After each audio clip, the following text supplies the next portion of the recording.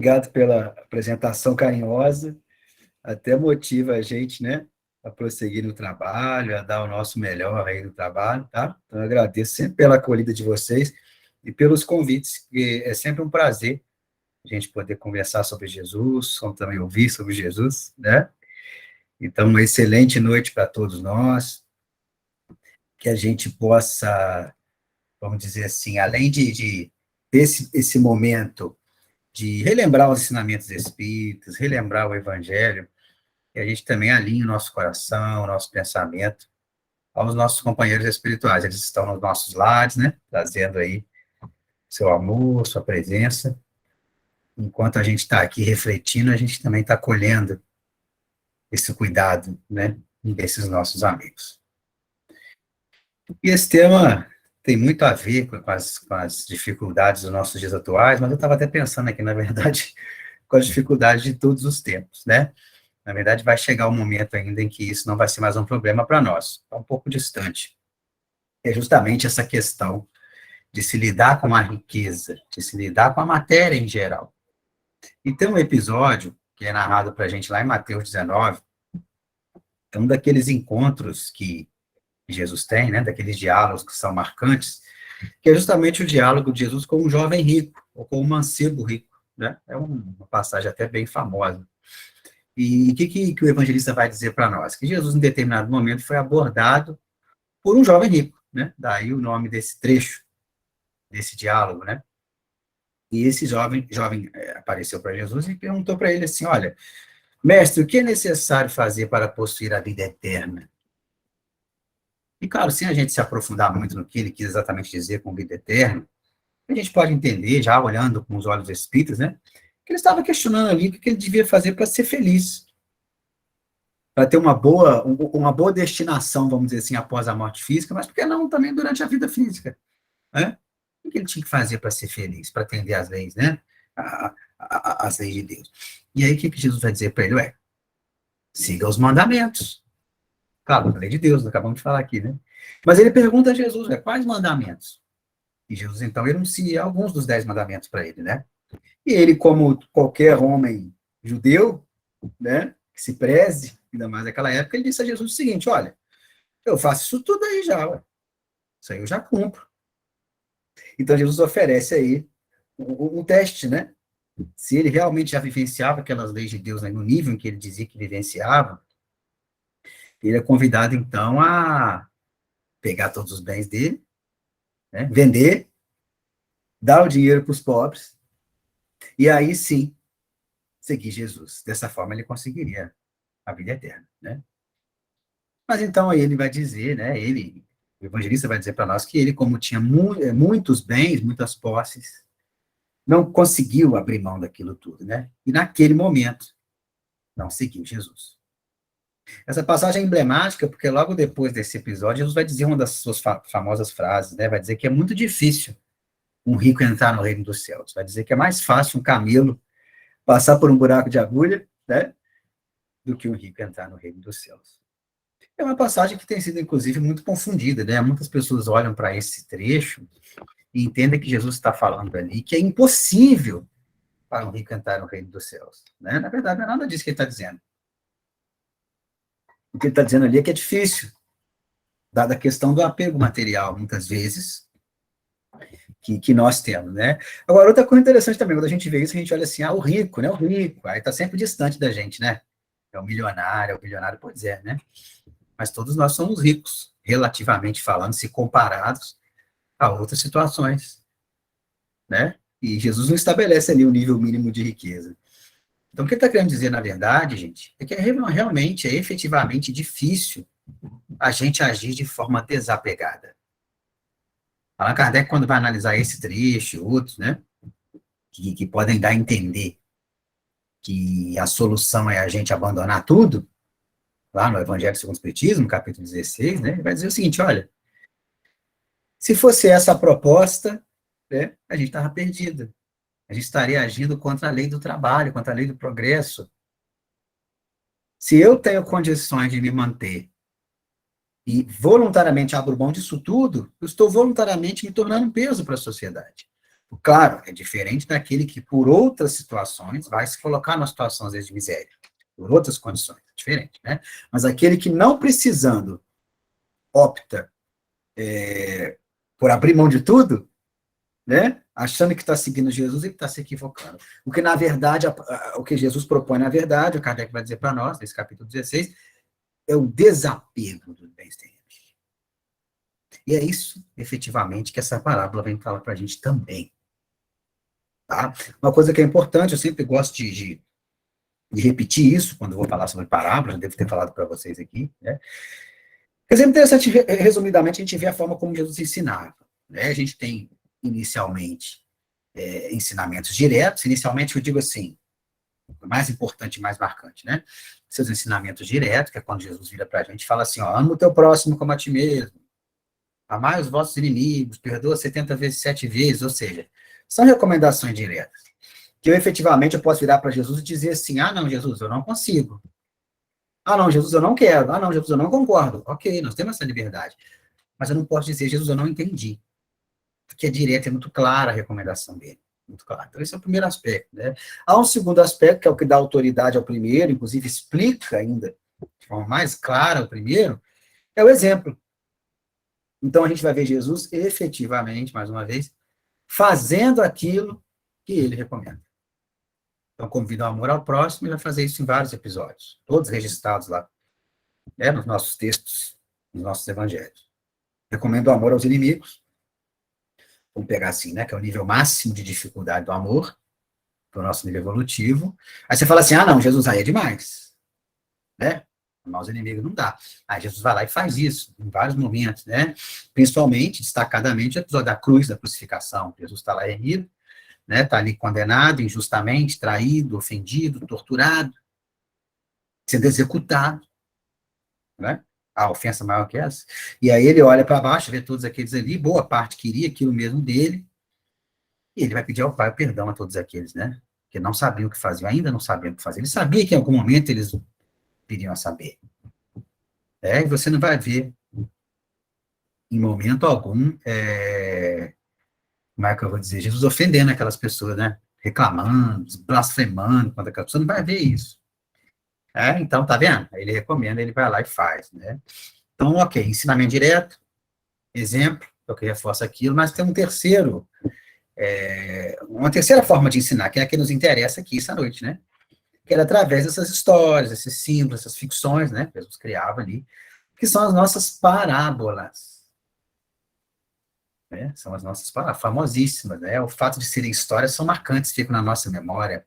E é interessante que tem um episódio, que ele é até registrado, ele está em Mateus 13, Kardec vai colocá-lo lá no capítulo 24 do Evangelho segundo o Espiritismo, né? Não ponhas a candeia sobre o alqueire, em que é registrado um diálogo dos discípulos com Jesus, em que eles perguntam para Jesus por que ele falava através de parábolas. É o que a gente quer saber efetivamente aqui. Por que ele fazia isso?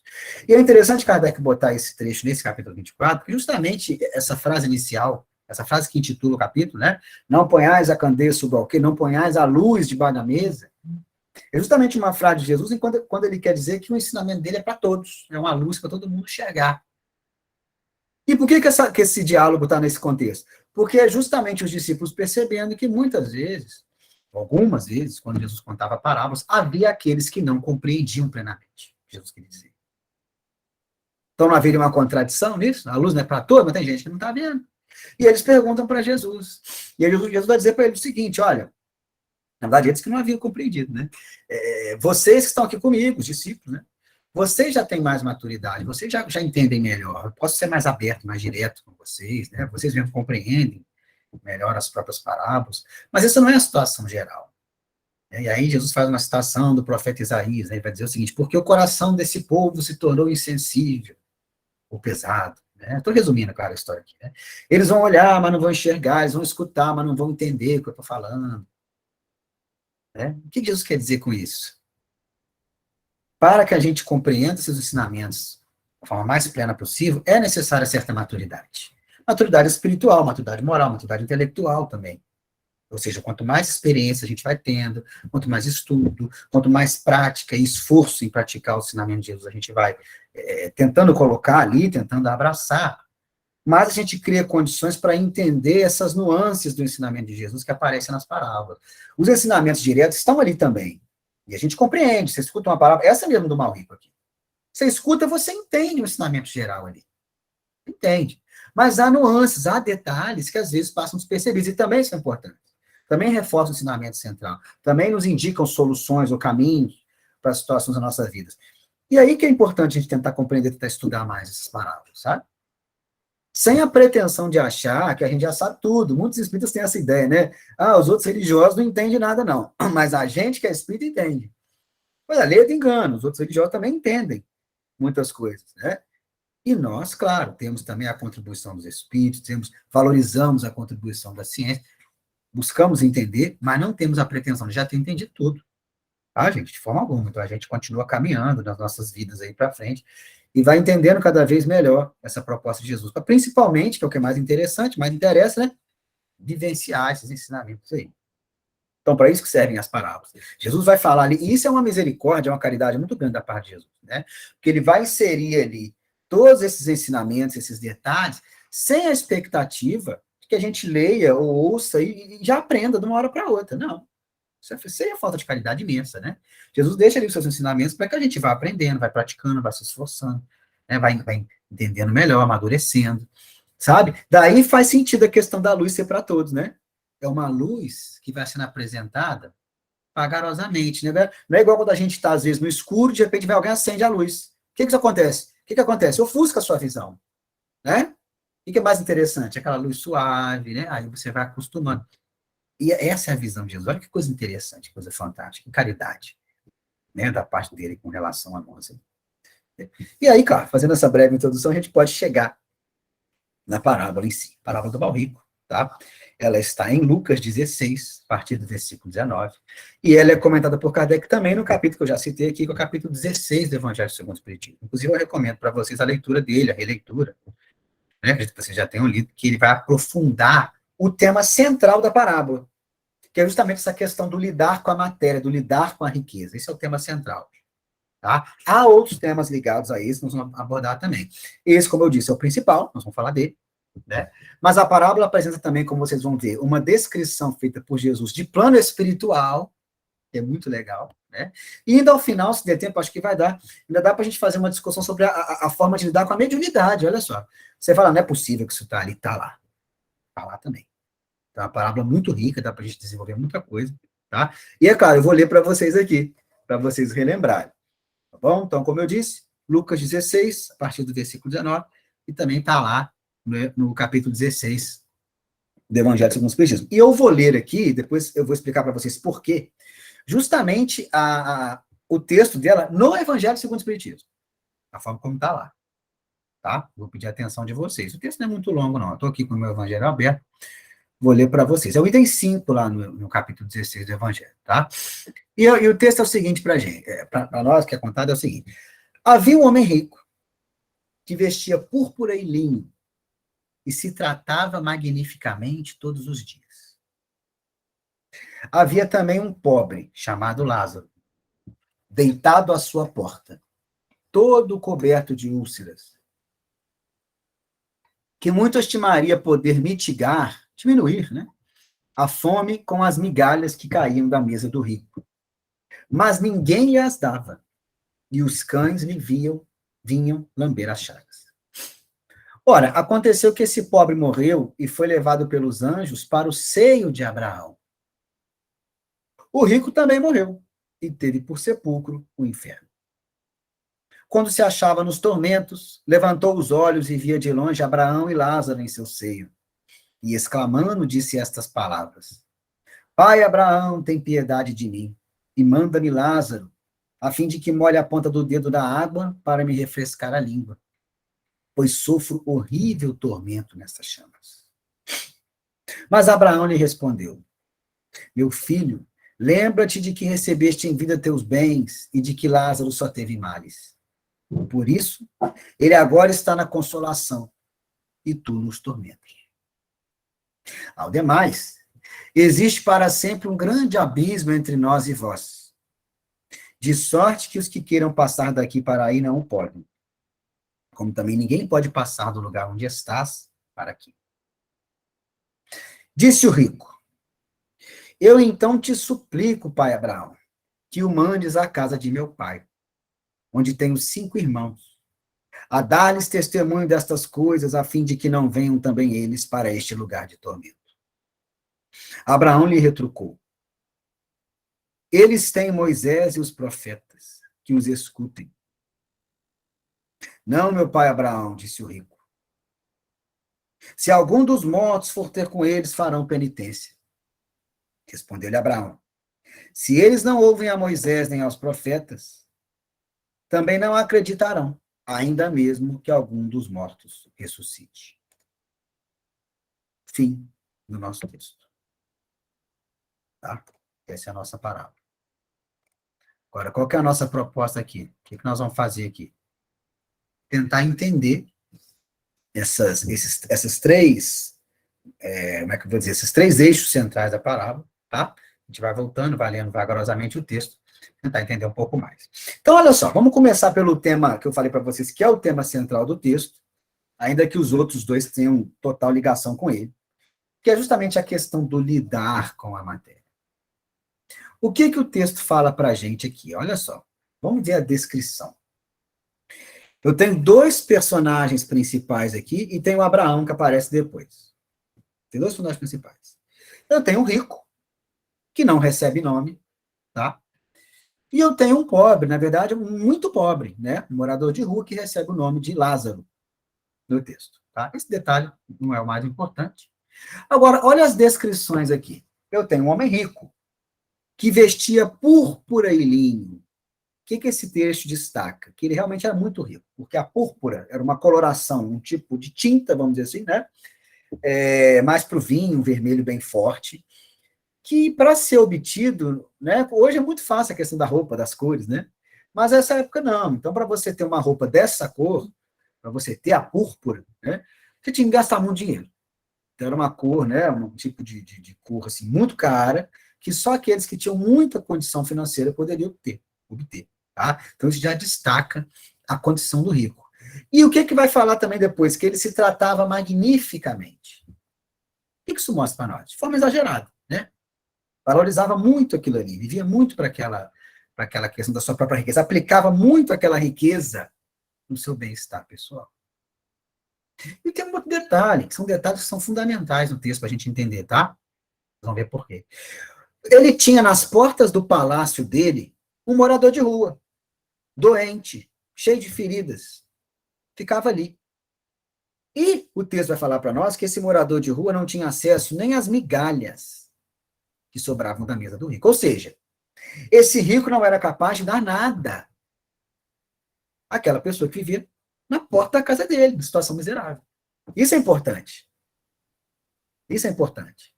Ou seja, ele era riquíssimo, já ficou claro. Nem as migalhas, nem o resto ele dava. E para quem? Para alguém que morava na rua, passava dificuldade, doente. Então, olha o que esses detalhes, que não são detalhes, mostram para nós. Um grande egoísmo da parte desse rico. Agora, vamos ver o Lázaro. Sobre as reações, sobre os pensamentos, os sentimentos do Lázaro, o texto não fala. Observem, não fala. Fala ali que ele vivia naquela condição, que eu já falei aqui, sofrimento, fome, né? Não recebia nem migalha, nada, doença, os cães faziam companhia a ele. Agora, tem uma coisa que o texto também não fala, mas que é importante. Você vai ver um Lázaro revoltado? Você vai ver um Lázaro tentando invadir a casa do patrão? Você vai ver um Lázaro tentando roubar? Você vai ver um Lázaro reclamando da sua situação? Você não vê. São coisas que não estão no texto, porque não faz. E isso é fundamental para a gente entender a condição espiritual dos dois depois. Percebe? Já adiantando um pouco, não vamos falar dela especificamente agora, mas o que a gente vê? A gente tem uma situação de sofrimento para o rico, não é? Não é verdade? Está no texto? E temos uma situação de bem-estar para Lázaro. Por quê? Ele está junto com Abraão, está no seio de Abraão, está nos arredores de Abraão. Abraão é um dos patriarcas do povo judeu. É o que a gente, enquanto espírita, não eles, mas a gente chamaria hoje de um espírito superior. ponto de vista deles. Então, Lázaro desencarnou e está junto com Abraão. Ele está no lugar de infelicidade? Não. Então, a gente tem um rico que está numa situação de infelicidade. A gente tem um pobre que está na situação de felicidade. E tem um detalhe. Mais à frente, o Abraão vai dar, quando o rico pede uma ajuda, o Abraão vai dizer para ele, ó, você está sofrendo porque você teve muita coisa em vida. E o Lázaro está aqui comigo porque não teve nada. Vocês percebem que se a gente lê só esse trecho e não faz essa reflexão que eu coloquei aqui, que está no próprio texto, a gente pode entender que o problema é ser rico, não é? Ele está no inferno porque ele é rico. Ué, então tá igual lá o jovem rico, tem que largar tudo, senão não tem jeito. E o outro tá bom e tá bem porque tá pobre. Nós sabemos, até pelo que eu já falei aqui, que não é só por isso. Porque se a condição de pobreza fosse a condição por si só de salvação, o nosso planeta Terra estava num caminho já muito bom. Porque a maior parte das pessoas do nosso planeta é pobre. E miserável tem uma grande quantidade também. Pessoas em condição muito difícil. Se só ser miserável fosse a solução da nossa felicidade no mundo espiritual, gente, estava resolvido o problema. Mas não é isso. Já falei para vocês nisso o que é. Kardec aponta, é a questão do apego e do desapego, que é o que determina essa nossa condição de felicidade ou infelicidade. É isso que é importante. Tá? O problema não está na riqueza. É bom deixar isso claro. Kardec deixa isso claro várias vezes no livro dos Espíritos, no Evangelho dos Espíritos. O problema não está na riqueza. No livro dos Espíritos mesmo, quando ele vai tratar da lei de igualdade, na terceira parte, ele vai falar, olha, nós não podemos esperar uma igualdade absoluta de riquezas na Terra, não. Porque se isso acontecesse, 2 horas depois, a gente já teria diferenças. Porque os Espíritos vão dizer para nós somos diferentes. Nós temos habilidades diferentes, competências diferentes, nós temos isso, essa condição diferente. A grande questão não é uma igualdade absoluta de riquezas. A grande questão é uma melhoria, uma situação agradável do ponto de vista social, do ponto de vista do bem-estar, que depende, sim, das nossas escolhas pessoais, mas depende de uma mudança do nosso pensamento na sociedade. O Espiritismo é muito claro sobre isso, tá, gente? Quem acha que a nossa proposta espírita é só de preocupação espiritual, está enganado. Porque nós estamos lidando com encarnados, né? É a famosa questão 922 da Lei dos Espíritos, né? Kardec vai perguntar se existe uma interseção, um ponto comum que todo mundo precisa para ser feliz, ainda que a gente tenha gostos diferentes na vida. Os Espíritos vão dizer, olha, tem 3 coisinhas. Em relação à vida material, é a posse do necessário. Em relação à vida moral, vida espiritual, vamos dizer assim que seja, né? É a consciência tranquila e a fé no futuro. Esses 2 pontos, que são os mais importantes, eu não vou nem abordar aqui, mas chamar atenção para o primeiro deles. Os Espíritos chamam atenção para isso. A questão do necessário. Allan Kardec, nesse capítulo, como na 4ª parte, também no primeiro capítulo da 4ª parte, vai falar dessa obrigação da sociedade de se melhorar, de cuidar daqueles que estão excluídos. Olha que coisa interessante. Né? Daí os próprios centros espíritas têm essa preocupação, né, gente? Os centros espíritas sempre, quase sempre, vamos dizer assim, nas suas possibilidades, têm um setor de assistência e promoção social. Estão preocupados com isso, com a fome, auxiliar, isso. E isso é importante. Tá? Então, isso tem que ficar claro. E aí vem a importância da riqueza. Porque se nós, pelas nossas próprias condições intelectuais e espirituais, em relação a provas e expiações, inclusive, né, temos encarnações em que somos pobres ou em que somos ricos, na condição de riqueza, temos essa obrigação, enquanto cristãos, de trabalhar por mitigar essa desigualdade. Então, na minha empresa, tratar bem os funcionários, pagar salários dignos, contribuir com aqueles que não têm, instituições que prestam trabalho de caridade. Percebe? Não agir como o rico da história aqui. Os Espíritos vão dizer a riqueza, como a miséria, são provas dificílimas, cada uma com as suas dificuldades. Se o rico não soube enfrentar e vencer as dificuldades do egoísmo, da vaidade, como fica claro no texto aqui, se ele não foi capaz, poderia ter sido. Da mesma forma que Lázaro na miséria, eu cheguei a destacar isso aqui já. A prova da miséria é muito difícil, porque muitas vezes nos conduz à revolta, nos conduz à agressividade. Mas ele não fez isso. Percebe a questão do desapego aí? Eu tenho um rico apegado, um pobre desapegado. Agora, eu posso ter diferenças nisso. Eu posso ter uma pessoa rica desapegada.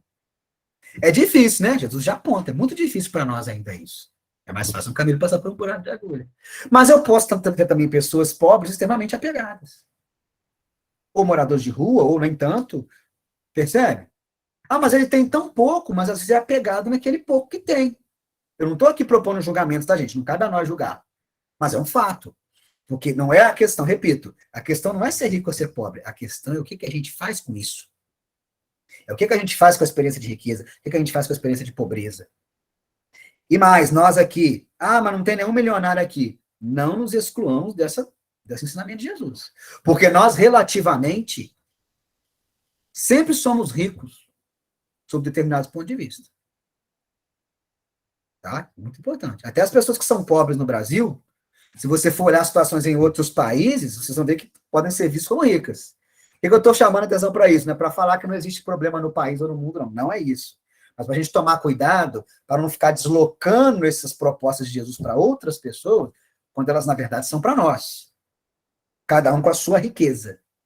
Percebe? Aqui, claro, a gente está chamando atenção para a questão material mesmo, tá? Mas isso vale para as questões intelectuais, saúde, quaisquer outras, né? Experiências que a gente tenha ou que a gente não tenha, e que são oportunidades, né?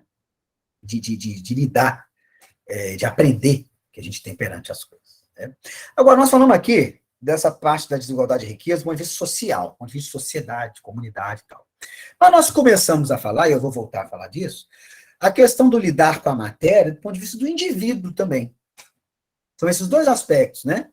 Que a ciência, a doutrina espírita também coloca, né? Preocupação no sentido social do outro, mas também com você mesmo. É importante a gente fazer uma reflexão. Porque tem um detalhe interessante. É claro que Jesus está falando ali para um contexto de uma época, para um entendimento religioso de uma época, uma cultura, uma religião específica. Mas a questão de você ser apegado ou desapegado não é simplesmente determinante da sua situação após a vida física, não. Muito menos vai determinar o lugar onde alguém vai te colocar quando você desencarnar. Vamos chegar lá daqui a pouco. A forma como a gente lida com a matéria é uma condição de felicidade íntima. Agora. Não é depois da morte, não. É agora. Sabe por quê? Quando eu dou um valor exagerado ao que é material, seja a minha casa, as minhas posses, o meu corpo físico, quando eu dou um valor exagerado para isso, sabe a que eu estou me candidatando? A frustração. Frustração. Porque eu não tenho nada. Quando, por exemplo, eu tenho um extremo medo de perder a minha casa. Eu morro de medo de perder minha casa. Eu posso essa encarnação toda viver sem perder minha casa. Mas eu estou me condenando a uma coisa. A me preocupar com isso a vida inteira. Percebe o que é a questão? Espiritismo, gente, evangelho, Jesus, é muito prático. Muitas vezes a gente se ilude, fica deslocando, não, tem que fazer isso porque Deus está olhando, porque quando eu morrer, porque não sei o que. Pessoal, é prático, é agora. Tem consequências após a vida física? Claro, porque a vida é única, na verdade, que nós temos. Né? Então só temos uma vida. É a vida imortal do espírito, com estágios na Terra, depois nem isso mais. Vamos chegar lá. A questão é a questão de felicidade no meu dia a dia. Também. Quando eu sou extremamente apegado, por exemplo, ao meu destaque pessoal. Imagine em relação à beleza física. Então, eu estou muito preocupado, sempre ser mais bonita, não sei o quê. Eu posso efetivamente ser sempre a mais bonita a minha vida inteira. Pode ser, é muito difícil, né? Mas pode ser. Mas eu sempre vou ter medo de ser superado. Entendeu? O mais rico, o mais inteligente, o mais esperto, o mais forte, eu sempre vou ter medo de ser superado. Se eu me apego a isso, percebe? O problema não é ser o mais, é ter mais, não é isso. É a forma como eu lido. É isso que é o problema. Porque, mais uma vez, me condena à frustração. Porque é o medo de perder, é o medo de ser superado, é a efetiva situação de perder, é a efetiva situação de ser superado. Tudo isso me causa sofrimento. E a proposta de Jesus é a proposta de felicidade, tá vendo? Então, é isso que a gente não pode perder de vista, de forma alguma. Daí vira esse convite. Né? Eu me coloco no meu inferno ou no meu céu, no meu seio de Abraão. Aqui nesta vida e após essa vida física. Mas nós estamos falando aqui dessa vida ainda. Vou chegar da vida após a morte, daqui a pouco. Mas estou falando aqui ainda. Então, isso é muito interessante. Tem um trecho que eu acho muito legal.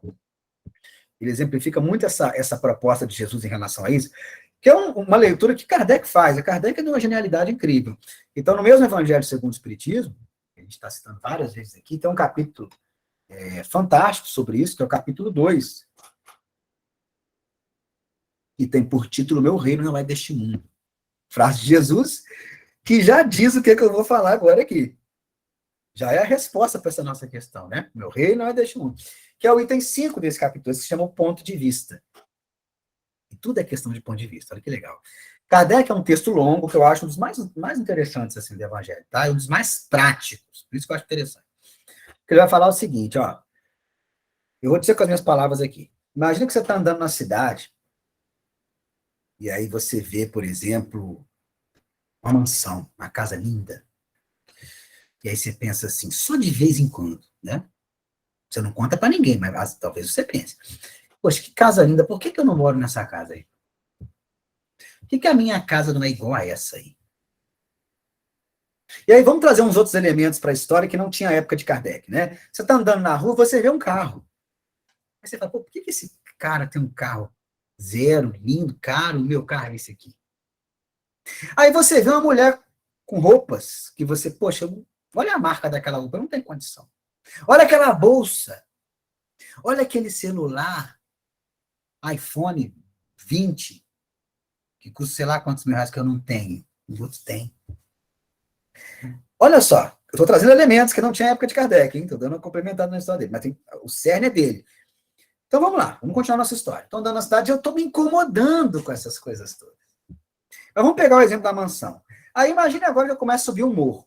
Em Juiz de Fora, fácil a gente, né, imaginar isso aí. Então você está subindo o morro, vamos supor que você está lá no Morro do Cristo, você foi lá passear. E aí lá de cima você olha para baixo. E o que você vê? Aquela casa, você lembra daquela casa? Maravilhosa, muito maior do que a sua que você queria ter? Pois é, quando você olha lá de cima do morro, aquela casa muda alguma coisa naquela casa? Não, a casa continua lá, linda, tudo funcionando bem. Mas tem uma coisa que mudou, que é o título desse item aí. O que mudou? Do seu ponto de vista. Lá de cima do Morro do Cristo, você olha para aquela casa e você vê aquela casa desse tamanhozinho assim, ó. Repito, a casa mudou? Não mudou. Mas mudou o seu ponto de vista. O que Kardec quer mostrar com isso, nessa historinha, nesse exemplo que ele dá? Que a gente tem que dar às coisas materiais o devido valor delas, o valor que elas merecem, porque elas merecem valor. A proposta espírita não é contra a matéria, a proposta de Jesus não é contra a matéria. É a favor do espírito. Então, eu pensar a favor do espírito é eu olhar para a matéria com os olhos do espírito. Se eu olho dessa forma para o meu corpo físico, para minha casa, para minhas coisas, para minha saúde, para minha beleza, para o que seja, se eu olho com os olhos do espírito, eu vou usá-la para o bem. Olha que coisa interessante. Eu não vou ser egoísta. Eu não vou deixar o mendigo passar fome e pegar as minhas migalhas e jogar fora. Pegando o exemplo da história aqui, né? Claro que a gente tem que fazer muito mais do que dar migalha, né? Só pegando o exemplo da história aqui. Então, tá vendo? Tudo uma questão de ponto de vista e uma questão de felicidade. Olha a pergunta do jovem rico. O que eu tenho que fazer para conseguir a vida eterna? Para conseguir ser feliz? A resposta é desapego. Né? Vende tudo e dá para os pobres, no sentido simbólico. Desapego. Esse é o primeiro ponto. Agora, vamos para o segundo ponto da parábola, que tem tudo a ver com o primeiro, tanto que eu já cheguei a falar algumas coisas dele. Que é justamente a situação desses dois espíritos no plano espiritual. O que o texto fala para a gente? Ó, vamos relembrar aqui. Os dois morrem, né? Um vai para o seio de Abraão, já falando que isso é um lugar bom, porque Abraão a gente chamaria, enquanto espírita, de um espírito superior. Né? Os judeus não haveria esse termo, mas era alguém que estava acima, né? Das pessoas comuns. E o rico morre e vai para o inferno. E do seio de Abraão, a gente não tem muito detalhamento, não. Mas do inferno a gente tem. É uma região de tormentos, onde ele sente sede, ele vai falar de chamas. Mas o que é o inferno, efetivamente? Repito, alguém vai dizer assim, ah lá, Jesus falando do inferno. Repito, Jesus ele está usando a linguagem religiosa daquela época. Tem espírita que acha que Jesus estava falando ali dos médiuns. Não estava. Ele não está falando para espíritas. Para judeus. Ele está usando a linguagem de uma época. Qual que era a crença dominante que estava mudando já naquela época entre os judeus, né? Séculos antes, eles pensavam, como também os gregos, que todo mundo que morria ia para debaixo da terra. O Sheol, no hebraico, o Hades, todo mundo, bons e maus, tudo ia para debaixo da terra. Olha que interessante. E é interessante que é daí que vem a palavra inferno. Inferno é inferior, que está abaixo. Está embaixo. Aí que vem essa palavra inferno, que já é no latim. Né? Vai aparecer o infernos lá, vai no inferno em português. Né? É o que está embaixo. Só que já havia, à época de Jesus, algumas crenças mais parecidas com as nossas, que entendiam que aquelas pessoas que seguiam as leis de Deus não estariam no Sheol, no Hades ou no inferno. Não. Elas estariam em outro lugar, em lugares mais felizes. E aí, tanto entre os gregos quanto também entre os judeus. Né? Em lugares mais felizes. O céu de Abraão representa um desses locais. Que eu repito, os próprios judeus não vão ter muita descrição de como que é aquilo. Como também os cristãos, em geral, não têm. Os espíritas que vêm trazer, os espíritos que vêm trazer para os espíritas algumas informações a mais sobre o plano espiritual. Não tem muito. Tá? Agora, o que a gente já percebe é que há essa ideia de justiça divina. Aqueles que não seguem as leis de Deus sofrem, já falamos disso, nesta vida e na vida espiritual. Aqueles que buscam seguir as leis de Deus caminham em direção da felicidade. É claro que existe uma gradação infinita entre os dois polos. Né? Não existem só as pessoas más e as pessoas boas. Não existe isso. Tanto que a gente, enquanto espírita, não entende que só existem duas regiões, ou três, que os católicos vão falar do purgatório, né? A gente não acredita que só existem duas regiões no mundo espiritual, mas uma infinidade de regiões. E mais, essas regiões não são muradas, não foram criadas por Deus. Deus vira e fala assim, ó, aqui é o inferno, pessoal. Tem uns muros aqui. A gente vê muitas descrições assim, né, religiosas. Olha, aqui é o inferno, aqui é o céu, tá tudo delimitadinho. Cadê que vai tratar disso o Livro dos Espíritos? Lá no finalzinho do livro. A questão 1012, né, e as que se sucedem a essa, ali Kardec vai perguntar, né, olha, céu, inferno, purgatório, isso aí são alegorias? Ou isso tem mesmo? Como é que funciona esse negócio? E os Espíritos vão dizer, olha, existem alegorias. São alegorias, são símbolos, são representações de ideias, percebe? É isso que eles querem dizer aqui. Porque, na verdade, os espíritos superiores, eles podem ir onde eles querem. Mas não é essa a situação de todos os demais. Eles deixam isso claro ali. Essas questões não se sucedem, né? Que seguem, né? Eles vão deixar isso claro ali. Há regiões do plano espiritual, sim, mas não são circunscritas, delimitadas, não foram criadas dessa forma por Deus. Nós, quando desencarnamos, nós vamos procurar automaticamente, ou mesmo conscientemente, grupos de espíritos que pensam e sentem como nós. Eu ter falado com vocês, não existe só o céu e o inferno, existe uma infinidade de regiões, de grupos, né? Como André Luiz, por exemplo, vai nos falar das colônias espirituais, que já tem a sua base, já aparece lá em Kardec, né? No céu infernal, algumas descrições das cidades, palácios, vai aparecer lá, mas os médios brasileiros vão dar esse detalhamento maior, principalmente, inicialmente, Chico Xavier. Então, a gente vai ter a questão das colônias espirituais, que são cidades de espíritos, das mais diversas elevações, inclusive de espíritos mal intencionados, vamos ver que tem também. Então, os espíritos vão se agrupando, ou mesmo fora de cidades, ou mesmo permanecem aqui na crosta, né? Então, a gente vai ter essas explicações, eu não vou entrar aqui, né? Mas o que os espíritos vão mostrar é isso, né? O que determina para onde nós vamos é o nosso sentimento, nosso pensamento, nosso desejo. Agora, tem uma coisa legal que aparece no texto aqui, que eu não sei se vocês perceberam. Tem uma hora que ele fala assim, o Abraão fala assim para ele, ó, ele pede ajuda para o Lázaro, porque ele está sentindo sede, vou até comentar um pouco sobre isso, esse negócio da sede. Ele pede ajuda para Lázaro, aí, e olha que interessante também, percebem que ele trata sempre o Lázaro como inferior a ele. Vocês percebem isso? O rico? Porque o Lázaro é um mendigo, ué. Então ele está lá, ele pede para Abraão mandar o Lázaro. Depois ele falou, Abraão, manda o Lázaro lá nos meus irmãos. Então olha que coisa interessante, ele ainda está apegado a essa situação dele na Terra. Ele ainda não entendeu que isso não é o que importa. Esse é um detalhe legal. Mas aí o Abraão fala o seguinte para ele aqui, ó. Ele não pode te ajudar porque você está sofrendo porque você foi rico, ele está bem porque ele sofreu. Já discutimos isso, não é simplesmente isso. Né? O texto mesmo mostra que não é. Ademais, existe para sempre um grande abismo entre nós, irmãos. De sorte, os que queiram passar daqui para aí não podem, como também ninguém pode passar do lugar onde estás para aqui. Ué, gente, para sempre? Então, as penas são eternas? Nós sabemos que não. Agora, tem um detalhe legal. Na introdução do Evangelho segundo o Espiritismo, Allan Kardec ele fala que ele usou na obra a tradução francesa famosa da época dele, que é a tradução de Le Maistre de Sacy, famosa do século XVIII, século XIX. Né? Ele não se preocupou, não quis mudar a tradução. Ele até questiona algumas coisas, alguns capítulos, mas não quis mudar, ele botou ela ali. E tem um detalhe, essa tradução está errada. Não é um erro de Kardec, é um erro da tradução. Esse para sempre não existe.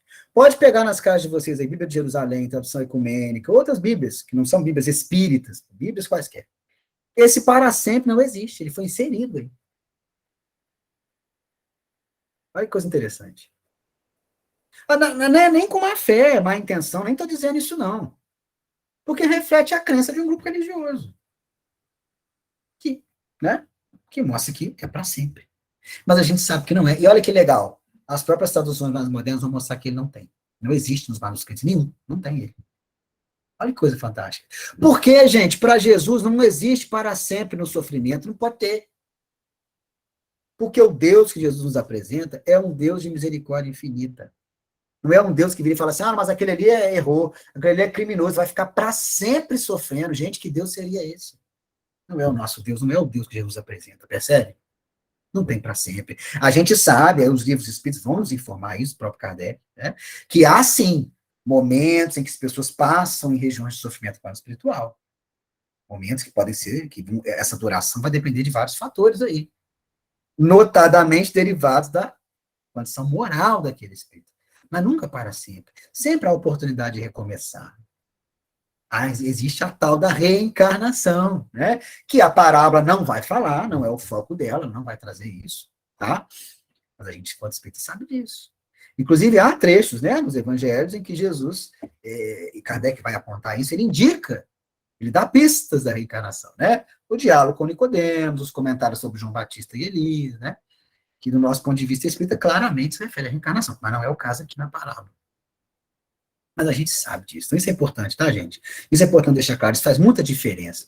Principalmente para aqueles de nós, eu acho que talvez todos aqui, né, vivem com a desencarnação de pessoas amadas. A pandemia nos ensinou muito isso. E pessoas amadas que cometem erros como nós, né? Então, a gente às vezes pensar que alguém que a gente ama está no inferno eterno ou algo assim, é um pouco desesperador, né? Então, vem a doutrina espírita e fala, não tem isso. Não tem que ver. Mas a pessoa foi muito ruim. Pode ser verdade. Está sofrendo? Pode ser que esteja. Mas não para sempre. Um sofrimento pedagógico que vai te fazer promover a reflexão, olhar para os seus próprios erros, mas não é para sempre. Isso é fundamental, tá, gente? Isso tem que ficar claro. E Kardec vai desenvolver isso, tá? Ao discutir o texto, ele vai desenvolver isso. Em vários outros momentos também, né? Essa questão da doutrina das penas eternas, que não faz parte da crença espírita. Tá bom? Então, vamos caminhar aqui para a terceira parte. Não, tem um detalhe que eu esqueci, que eu não posso esquecer. Falei com vocês a questão da sede do rico, né? Alguém vai dizer assim, lá, tá falando lá do inferno, lá, tem fogo, tem sede, tem aquelas coisas todas. Então, em primeiro lugar, os espíritos, eles vão criando pelos seus pensamentos, desejos e vontades, os lugares onde eles vão habitar no plano espiritual.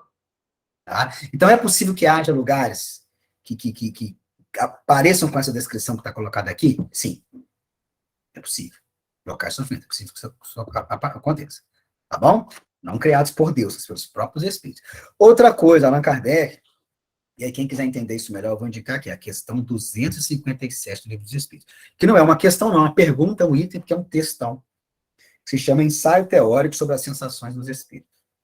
Tá? E ali Kardec vai mostrar que esses relatos de sede, de fome, de dor que alguns espíritos podem trazer, eles têm a sua realidade, tá? Ou por memórias, reminiscências da sua vida material, né? Eles vão fazendo associações, né? Então, é o queimo de ódio, né? A chama de angústia, então eu posso fazer esse tipo de associação, tá? Como também os espíritos podem relatar vamos dizer assim, reações realmente reais, entre aspas, tá? Quando ainda há uma vinculação com o corpo físico, Tá? Então, Kardec ele vai levantar essas duas hipóteses aí. E a gente vai ver nas próprias obras do André Luiz, pelo Chico Xavier e outros espíritos, outros médios aí, né? Como também na própria obra do Céu e Inferno, na segunda parte, os espíritos relatando efetivamente esse tipo de sensação, tá? Fome, sede, que deriva dessas colocações, dessas hipóteses que Kardec levanta, né? Lá no item 257, tá? Então, sem aprofundar muito, o importante é entender que isso pode acontecer sim, tá? Esse tipo de relato pode ter a sua consistência. Mas vamos caminhar para o detalhe final do texto aqui, para a gente fechar, que eu falei com vocês que fala de mediunidade. Olha só o negócio aqui. Depois que o rico percebe que se deu mal, ele demonstra, de certa forma, um pouco de bondade no coração dele. Olha que coisa legal. Porque ele fala o seguinte, Abraão, tá bom, já entendi. Vocês não vão me ajudar, né? Vou ter que ficar um tempo aqui. Não para sempre, vou ter que ficar um tempo aqui. Mas faz o seguinte, Abraão, pede para o Lázaro, coitado do Lázaro, né? O Lázaro estava numa condição de muito mais felicidade. Para ele ir lá nos meus irmãos, falar para eles não fazer as besteiras que eu fiz. Porque senão eles vão vir para cá também. Ou seja, ele tinha preocupação com os irmãos, já é alguma coisa. Aí Abraão fala assim para ele, não, ele já sabe o que fazer. Igual você também sabia. Eles têm Moisés e os profetas, eles têm lá os textos que a gente chama hoje de Antigo Testamento, eles têm lá. As leis de Deus, eles estão lá, eles sabem o que tem que fazer lá. Mas aí o rico fala assim, não, tá bom, mas se o Lázaro for lá, eles vão acreditar. Agora, por quê, gente? Peraí, passou batido um negócio aqui. Passou batido um negócio aqui, ó, tem um detalhe interessante aqui. Os irmãos dele estavam vivos, encarnados. O Lázaro estava desencarnado. Ué, mas que naturalidade é essa de um desencarnado ir lá conversar com o encarnado? Pode isso? Pois é. Jesus está falando que pode. Isso é o quê? Isso não é mediunidade, não? Aí alguém fala assim, mas o Abraão falou que não vai mandar. Mas ele não falou que não podia. O Abraão, ele deu a explicação dele, que inclusive, gente, é muito válida para nós no dia de hoje. Ele fala assim, eles têm Moisés e os profetas. Se eles não seguem Moisés e os profetas, nem que um dos mortos ressuscite, eles vão seguir. Não dá. Então, olha que coisa legal que a gente vê. Primeira coisa, a possibilidade da mediunidade já nas palavras de Jesus. E mediunidade a gente vai ver na Bíblia o tempo todo, né? Mas olha que coisa interessante. E, em segundo lugar, que é importantíssimo, inclusive para nós espíritas, o que o Abraão fala para ele. Sabe por quê, gente? Muitas vezes, e até hoje eu vejo isso no movimento espírita, no centro espírita, pessoas procurando a mediunidade como solução dos seus problemas. Problema moral, problema de emprego, problema de dinheiro. Eu quero o médium, eu quero o espírito. Eu quero o espírito falando um negócio para mim, resolvendo um negócio para mim. É isso que está acontecendo aqui, ué. Quando, na verdade, a mediunidade para Jesus, a mediunidade para o espiritismo, nunca foi isso. Mediunidade é mecanismo de esclarecimento? Sim. Né? E os profetas são o quê? Né? São médiums. A mensagem de Moisés vem de onde? Vem através da mediunidade. É esclarecimento, não é? Mas não é mágica. Mediunidade para o espírita, para Jesus, mediunidade é a oportunidade de esclarecimento, mediunidade é a oportunidade de fazer caridade. Só. Mediunidade não é magia. Não é para resolver o teu problema. Quem resolve o teu problema é você. Por quê? Porque você, nós temos Moisés, nós temos profeta, nós temos Jesus, nós temos milhares de missionários que vieram aí na história do cristianismo e das outras religiões também. Nós temos espiritismo. Precisa de vir um espírito resolver o problema para mim? Não, mesmo porque se os espíritos bons resolvessem nossos problemas, eles não estariam nos ajudando. Eles estariam nos atrapalhando. Porque o lidar com o problema é o amadurecimento. Eles nos ajudam sempre. A gente não vê, eles nos ajudam. A gente não pede, eles nos ajudam. Sempre eles nos ajudam. Mas no dia que resolver para você, não vai estar te ajudando. A mediunidade não é para isso. Olha que coisa fantástica. Nós já temos o segredo. O rico tinha o segredo. Lázaro também tinha. Lázaro escolheu seguir. O rico escolheu não seguir. É claro que não é simples assim, né, gente? Não é fácil. Eu vou seguir Jesus. Não, não é fácil. A gente sabe que é difícil. Jesus deixa isso claro. É necessário esforço, sacrifício, cair e levantar. Mas tem que ser um esforço constante. Porque não adianta nada eu caminhar no erro o tempo todo, de repente falar assim, não, mas Manda o Lázaro aqui vir me falar um negócio que eu tenho que fazer. Você já sabe o que tem que fazer. Os irmãos do Rico já sabiam o que tem que fazer. Já sabiam. Percebe? Coisa interessante. Não precisava de um espírito aparecer para eles e falar: ô Rico, seja desapegado. Mesmo porque, né, gente? Quando a gente não quer acreditar, quando a gente não quer fazer, mas pode aparecer espírito todo dia, que não funciona, né? O jovem rico conversou diretamente com o próprio Jesus, que nunca impôs nada para ninguém. E ele teve a oportunidade, não quis naquele momento. Como muitos de nós, muitas vezes, temos oportunidade de seguir Jesus no dia a dia, gente. Uma oportunidade ali, uma oportunidade aqui, não seguimos. E achando que aqui vem um milagre, que vem a magia, não vem. Que isso não é Jesus, isso não é espiritismo, tá? Então, para a gente encerrar, eu chamo a atenção para isso. Gente, essa parábola, vocês viram, né? Dá para a gente explorar muito mais coisas, ela é muito rica, né? E ela nos traz esse encaminhamento para que a gente reflita. Comece a lidar com a matéria enquanto espíritos, não enquanto corpos. Porque, gente, na maior parte do nosso dia, a gente lida com a vida como se a gente fosse corpo. A gente não lembra que é espírito, não lembra. Se a gente está lembrando agora, que está aqui na palestra, eu estou aqui falando, eu estou lembrando, que eu estou falando para vocês. Eu queria lembrar mais. Já viram aquelas coisas de coach, de motivação, que fala assim, oh, olha para o espelho e fale assim, eu sou forte, eu sou super-herói. Você já viram essas coisas? Não estou criticando, não. Mas acrescenta uma coisa aí, olha para o espelho e fala, eu sou o espírito imortal. Não precisa ser para o espelho, mas lembrar disso. Veio a alegria, lembra? Eu sou o espírito imortal. Veio a tristeza, eu sou espírito imortal. Veio a morte, que ela vem, a desencarnação, eu sou espírito imortal. Então, vocês percebem? É tentar entronizar isso, tentar colocar essa vivência, eu sou espírito, eu não sou corpo, eu sou espírito, eu não sou corpo. Essa é a grande proposta da história aqui. Porque justamente pensar assim é seguir o que a gente já tem de recomendação, né? Mais uma vez, de Moisés, profeta de Jesus, de vários missionários aí do Espiritismo. É o que a gente tem de vivenciar, gente. Por quê, gente? É para agradar a Deus? Deus está perfeito, né? É para agradar a Jesus? Jesus está plenamente feliz. Claro que fica feliz quando a gente faz o que ele recomenda. Claro, claro. Mas é principalmente para a gente se agradar, para a gente ser feliz. Percebe? Prática, proposta espírita, proposta cristã é, acima de tudo, uma proposta prática. Não é de abstração, alienação, não. É agora aqui. Então, que a gente consiga colocar mais vezes, né, essas ideias que Jesus nos propõe no nosso dia a dia. É isso aí, pessoal. Um abração para todos.